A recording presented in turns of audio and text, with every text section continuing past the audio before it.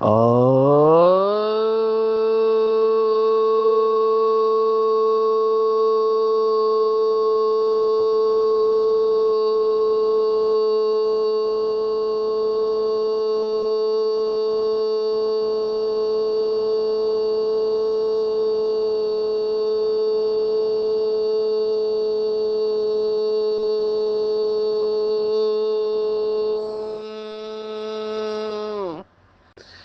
शांति। आज 19 अक्टूबर 2025 भारत में रविवार है। Today is 19th October 2025 and it's Sunday in Bharat.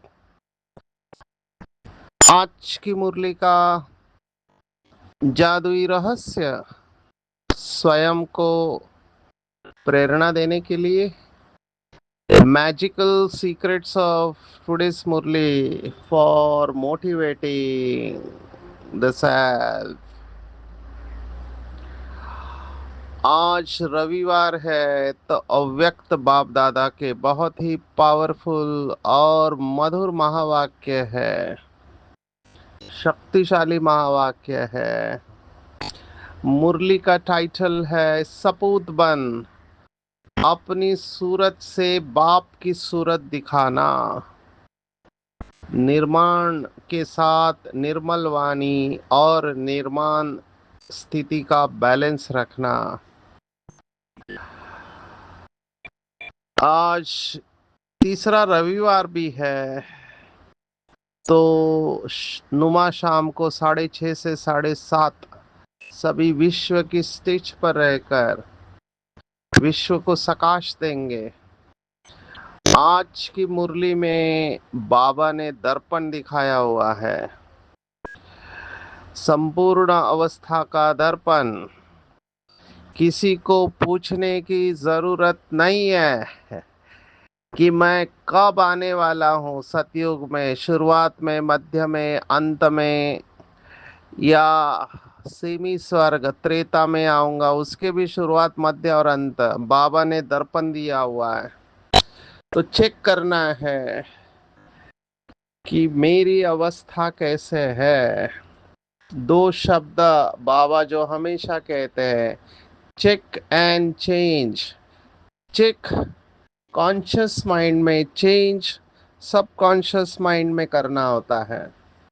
जागृत अवस्था में हम चेकिंग करते हैं और अजागृत मन के अंदर जो भी हमारी वृत्तियां पड़ी हुई है पुराने, उसको परिवर्तन करना है। आज एक बहुत अच्छा महावाक्य परिवर्तन के साथ बाबा ने सुनाया कि परिवर्तक बनना है, परवश नहीं बनना है। तो दोनों में पर है। ये बाबा से सीखना होता है कि कैसे शब्दों के साथ खेलता है बाबा, और बहुत सहज तरीके से खेलता है। कोई मेहनत नहीं है लेकिन भाव बहुत पावरफुल आता है।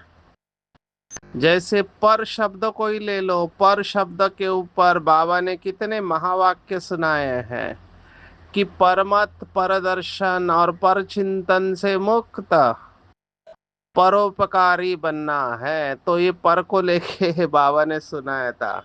आज पर को लेके दो शब्द सुनाए हैं, परवश और परिवर्तक।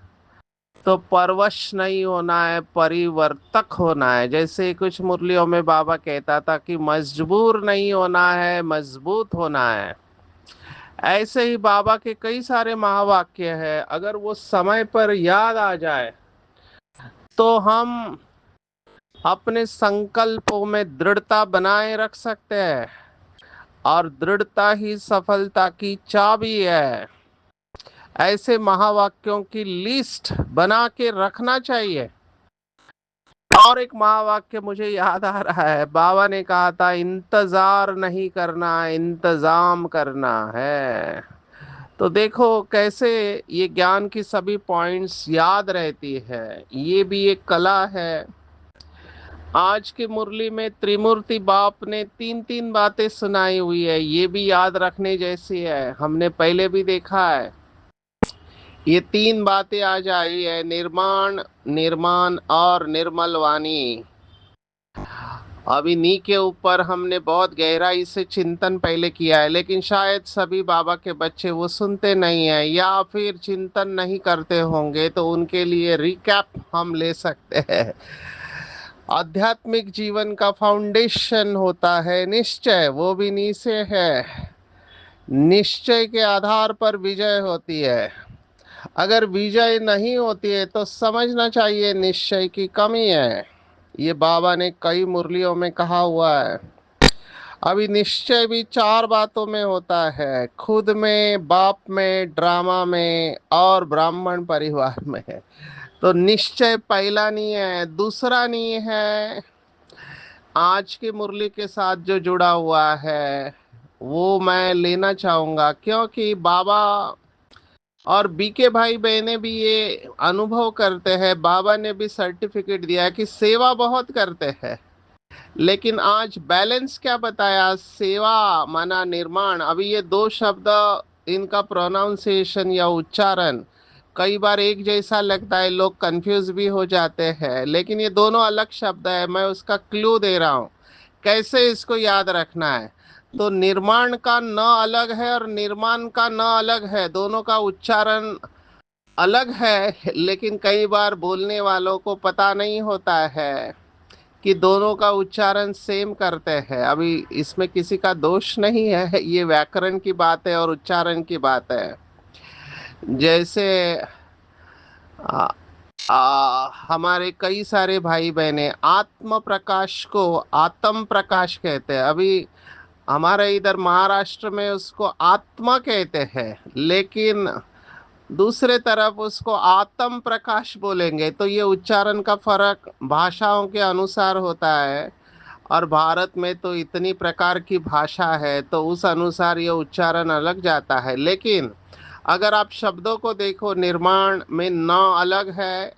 जब वो न बोलते हैं तो आपकी जीवा कहीं और टच करती है तालु को, और निर्माण बोलते हैं तो जीवा कहीं और टच करती है। ये सब शब्दों के प्रकार होते हैं, मैं उसमें नहीं जाता हूँ, तालव्य या ओष्ठीय, ये आप देख सकते हैं। लेकिन याद रखने की युक्ति बता रहा हूं कि निर्माण जो पहला शब्द है उसके साथ नव शब्द इस्तेमाल करो। नव निर्माण माना नया तैयार करना। और दूसरा जो निर्माण है उसके आगे एक शब्द इस्तेमाल करो, निर्माण चित्त। तो नव निर्माण और निर्माण चित्त बोलते ही सब समझ में आ जाता है कि एक में है नया करना और एक में है नम्रता का गुण। तो दूसरा जो निर्माण है वो निर्माण चित्त है, माना नम्रता का गुण धारण करो, और पहला है निर्माण।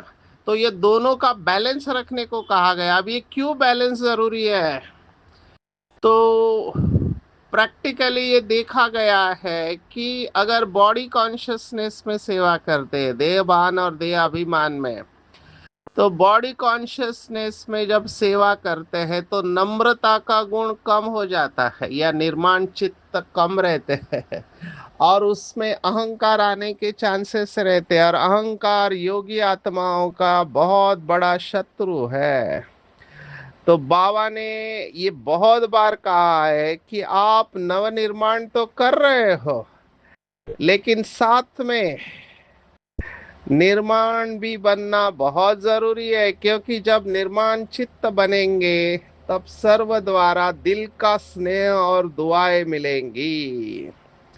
तो केवल सेवा नहीं करना है, सेवा के साथ में दुआएं भी जमा करनी है। अगर अहंकार में या नाम मान शान के लिए सेवा किया तो दुआएं नहीं मिलेगी। यह बदले तो मैं बदलूं, बिल्कुल नहीं। तो ये आज बैलेंस इसके ऊपर मुरली है। हमेशा की तरह बाबा मुरली की शुरुआत स्वमान से चालू करता है। ये एक अच्छा तरीका है बाबा ने जो हमको सिखाया है।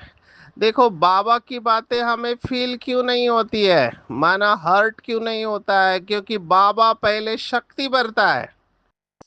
बाबा पहले शक्ति भरता है और फिर सजेस्ट करता है, फोर्स नहीं कर रहा है, सजेस्ट कर रहा है। और फिर कॉन्फिडेंस भी दे रहा है कि तुम ही थे, तुमने ही अनगिनत बार माया के ऊपर विजय प्राप्त करा किया है। फिर विधि भी बताता है, तो केवल बोलता नहीं है, साथ में विधि भी बताता है और शक्ति भी देता है, इसलिए परिवर्तन करना सहज हो जाता है। नहीं तो आप सोचो, इतने सारे बाबा के बच्चे हैं, जबकि मेजॉरिटी दुनिया पवित्रता को असंभव समझ रही है, तो ये कुछ थोड़ी आत्माएं संपूर्ण पवित्रता को धारण करने में लगी हुई है। ये कैसे संभव है? घर गृहस्थ में रहते हुए अभी बूढ़े लोगों में तो पवित्रता का विकार मेजॉरिटी में कम हो जाता है, अपवित्रता का, लेकिन कुछ लोगों में शायद ये रह सकता है।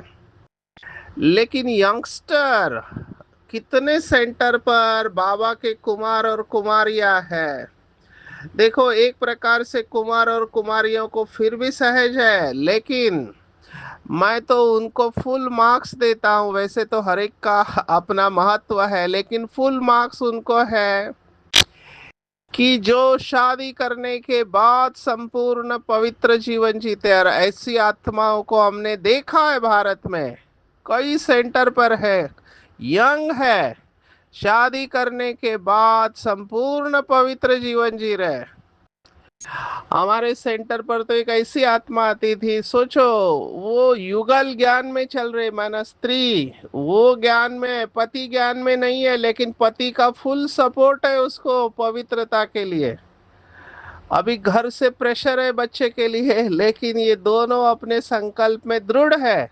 पति इतना नहीं है, लेकिन वो अपनी पत्नी को पूरा सपोर्ट कर रहा है। उस आत्मा का भी भाग्य देखो, और ये दोनों यंग है, तो इनकी बहुत महिमा है।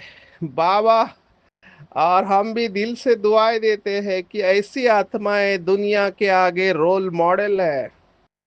तो ये लोग कैसे कर पाते हैं? अनलेस यू हैव पावर, जबकि पूरा ड्रामा नीचे जा रहा है, सभी 100% बॉडी कॉन्शियसनेस के तरफ है, उस समय ये थोड़ी सी आत्माएं केवल ब्रह्मचर्य नहीं, लेकिन संपूर्ण पवित्रता का टारगेट लेकर चलते हैं। ये आज की मुरली है। तो बाबा ने पहले महिमा किया है कि बाबा आज बच्चों के भाग्य की रेखाएं देखकर हर्षित हो रहे हैं। चेक करना चाहिए मेरे अंदर कौन सी रेखा है। बाबा ने कहा, नयनों में रूहानियत की भाग्य की रेखा, आंखों में, मुख में श्रेष्ठ वाणी, और होठों में रूहानी मुस्कुराहट, हाथों में सर्व परमात्मा खजाने की रेखा, और कदम में पद्मों की रेखा देख रहे हैं। हृदय में बाप के लव में लवलीन की रेखा देख रहे हैं। देखो कितनी रेखाएं देखी, इसके ऊपर चिंतन करेंगे, क्या मेरे अंदर ये सभी रेखाएं फुल परसेंटेज में है?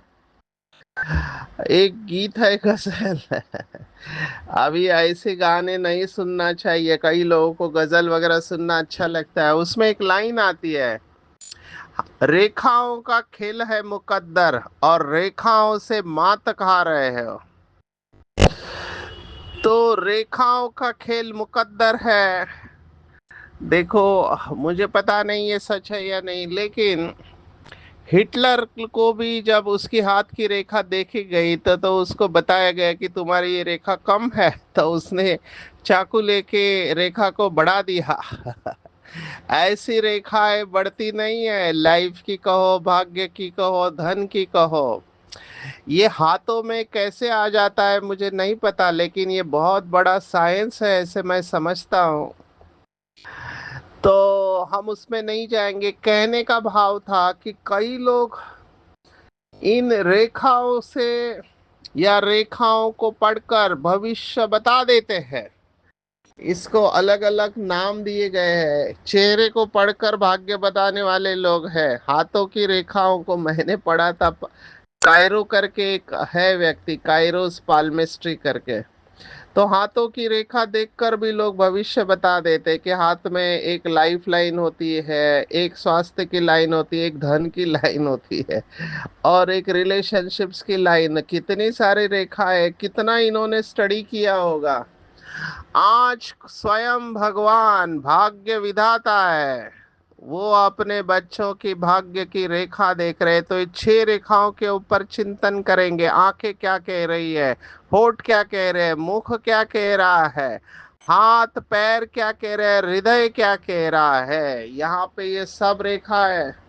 ऐसा श्रेष्ठ भाग्य जो अविनाशी है, सिर्फ एक जन्म के लिए नहीं, अविनाशी है, क्योंकि अविनाशी बाप द्वारा प्राप्त है, तो अनेक जन्म के लिए ये भाग्य बना हुआ है। तो आज नशे में जाएंगे, पूरा दिन भर इस नशे में रहेंगे कि मैं आत्मा पद्मा पदम भाग्यशाली हूँ, क्योंकि स्वयं भाग्य विधाता शिव बाबा ने मेरा भाग्य बनाया है, और मेरा भाग्य अविनाशी है, एक जन्म का नहीं है।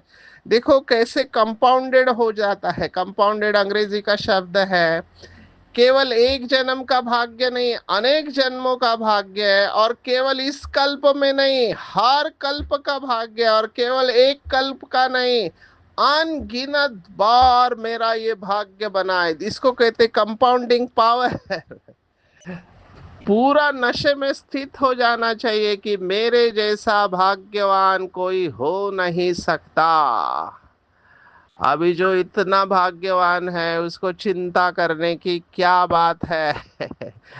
चिंता खत्म हो जानी चाहिए, भाग्य के नशे में जाना चाहिए। किसी को लौकिक में उसका बाप अगर कॉरपोरेटर होता है तो उसको देखो कितना नशा चढ़ता है। छोटे से एरिया का कॉरपोरेटर, उसके ऊपर जाओ एमएलए होते हैं, उसके ऊपर एमपी होते हैं, उसके ऊपर मिनिस्टर होते हैं, वो भी कैबिनेट और स्टेट मिनिस्टर, उसके ऊपर प्रेसिडेंट प्राइम मिनिस्टर। इनको कितना नशा है, जबकि है केवल 5 साल का टर्म, लेकिन नशा कितना होता है।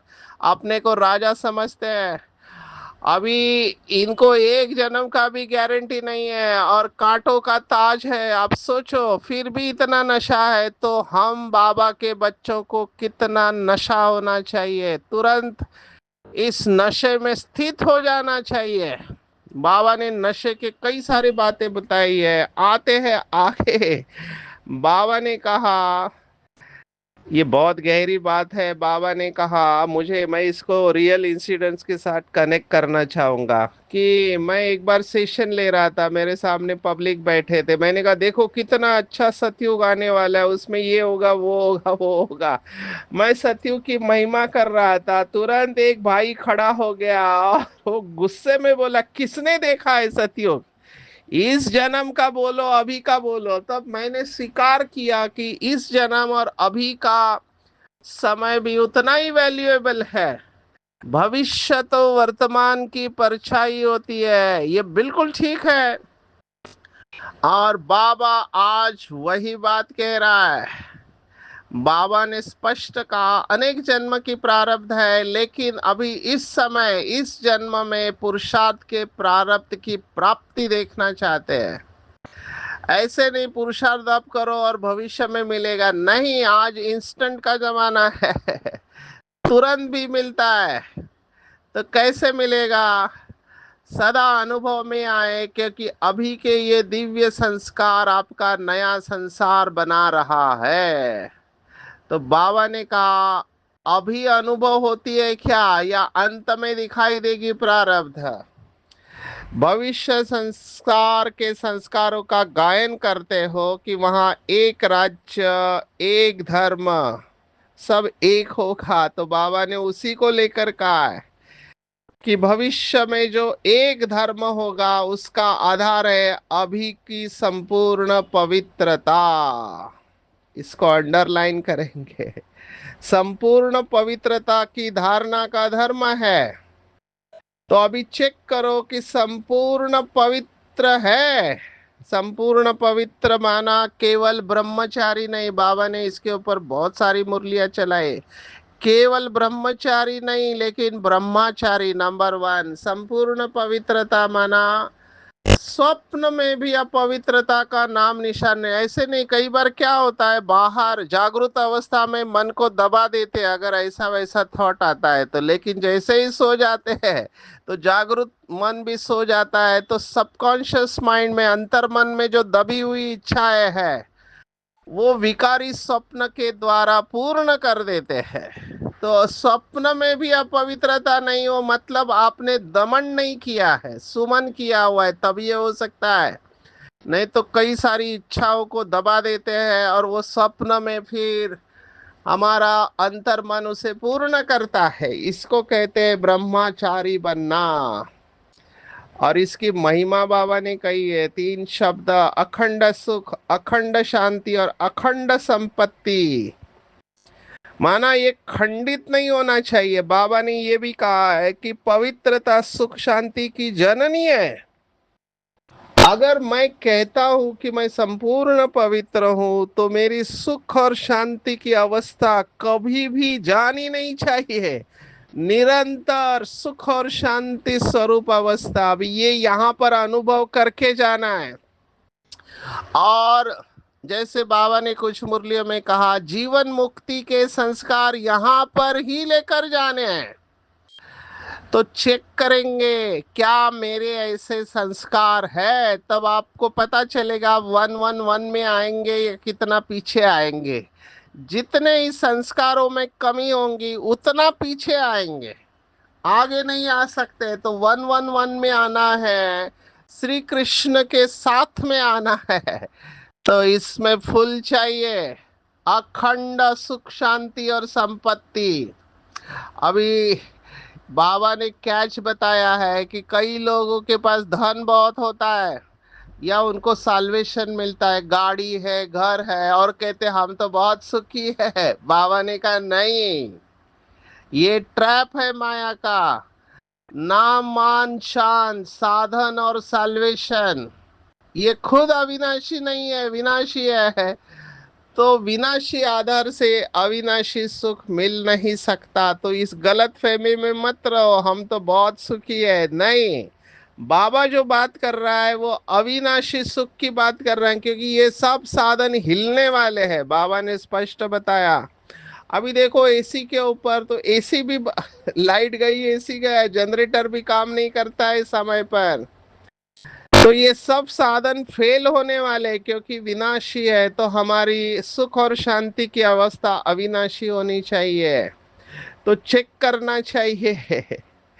बाबा ने कहा अशांत सरकमस्टेंस, अशांत वायुमंडल, उसमें भी आप शांति सागर के बच्चे, सदा कमाल पुष्प समान अशांति को भी शांति के वायुमंडल में परिवर्तन कर सकते हो क्या? देखो कल जो हमने देखा था कुछ दिन पहले, वही बात आई है। शांत वायुमंडल है, उसमें शांति का अनुभव कोई बड़ी बात नहीं है, लेकिन अशांति को शांति में परिवर्तन करने वाले बनना है। माना चारों तरफ अशांति है लेकिन आप उसके बीच में शांति का सूर्य बन के प्रकाशित हो, तो ये बड़ीपन है। और संपत्तियां कौन सी है? संपत्ति है ज्ञान गुण और शक्तियां। तो संपत्ति भी अखूट, छूटने वाली नहीं है। ज्ञान का बाबा ने बताया, ज्ञान माना केवल भाषण किया, कोर्स कराया, ये नहीं। ज्ञान अर्थात समझ। जैसे कुछ दिन पहले देखा था, समझदार या ज्ञानी आत्मा कभी भी धोखा नहीं खा सकता। हर संकल्प, हर कर्म, बोल ज्ञान अर्थात समझदार बन करके करते हो। सर्वगुण प्रैक्टिकल में इमर्ज रहते हैं या यथाशक्ति रहती है? अगर शक्तियां भी नंबरवार है तो भी आप दूर है। मास्टर सर्वशक्तिवान का है, शक्तिवान नहीं है। अगर पेपर आया और उसके बाद शक्ति याद आती है तो भी फेल हो जाएंगे। तो बाबा ने ज्ञान गुण और शक्तियों का विस्तार बताया है। तो ऐसे स्वराज्य अधिकारी बनना है। और ये सब बहुत काल का चाहिए, ऐसे नहीं लास्ट में थोड़े समय के लिए, बिल्कुल नहीं। बाबा ने कहा बहुत काल का अभ्यास बहुत काल की प्राप्ति दिलाएगा। तो चेक करना चाहिए कि ये सब मेरे बहुत काल के संस्कार है। अगर एक जन्म में अधिकारी नहीं बन सकते, अधीन बन जाते हो, तो अनेक जन्म कैसे होंगे। इसलिए बाबा ने अंडरलाइन कराया, अभी साधारण पुरुषार्थ चलेगा ही नहीं, तीव्र पुरुषार्थ। तीव्र माना अभी जो भी करना है अभी, पोस्टपोन नहीं। कई लोगों में ये संस्कार होता है, बाद में कर लेंगे, बाद में कर लेंगे, बाद में कर लेंगे, बाद में समय नहीं मिलेगा और गारंटी नहीं है बाद में आप बचने वाले हो। तो अभी सांस चल रही है, दिमाग काम कर रहा है, तो अभी करना है। तीव्र पुरुषार्थी, बाबा ने कहा देवता होगा, लेवता नहीं होगा। देवता माना या देने वाला। कभी ये नहीं सोचना चाहिए कि ये बदले तो मैं बदलू, नहीं। दूसरा बदले ना बदले, मुझे हे अर्जुन बनना है, मैं करके दिखाऊंगा। दूसरी निशानी तीव्र पुरुषार्थ की, सदा निर्माण माना नव निर्माण और निर्माण चित्त का बैलेंस, तभी आपको दुआएं मिलेंगी। तो ये सब लक्षण चेक करने हैं, मेरे अंदर कितना है। सफलता चाहिए तो बाबा ने कहा निर्माण स्वभाव, निर्माण बोल और निर्माण स्थिति से मिलेगी, नहीं तो मुश्किल है। देखो कितनी अच्छी बाबा ने बात याद दिलाई। देवताओं के लिए कहते हैं उनके मुख से जो बोल निकलते वो जैसे हीरे मोती, अमूल्य, निर्मल वाणी, निर्मल स्वभाव। ये सतयुग का है, सतयुग का संस्कार यहाँ पर हमको इमर्ज करना है, तभी वो वहां पर इमर्ज होगा। तो बाबा बाबा देखो हमको सतयुग के लिए तैयार कर रहे हैं, किसी को पूछने की जरूरत नहीं। ये तीन खाते के ऊपर बाबा ने बहुत मुरलियां चलाई। पुरुषार्थ का खाता, दूसरा है दुआओं का खाता, और तीसरा है बाबा ने कहा पुण्य का खाता। ये तीनों खातों में जमा का परसेंटेज बहुत आना चाहिए। कभी ये नहीं कहो कमजोर संस्कार वाली आत्मा का मेरे ऊपर प्रभाव पड़ा, नहीं। जो मास्टर सर्वशक्तिवान है उसके ऊपर किसी भी कमजोर संस्कार का प्रभाव नहीं पड़ सकता। तो बहुत बहुत चेकिंग चाहिए। पुरुषार्थ से जमा हो रहा है, सभी मेरे से संतुष्ट है और सबको मैं संतुष्ट करती हूँ और मैं भी संतुष्ट रहती हूँ। मैंपन और मेरेपन से मुक्त रहेंगे। तो बाबा ने सॉल्यूशन दिया है।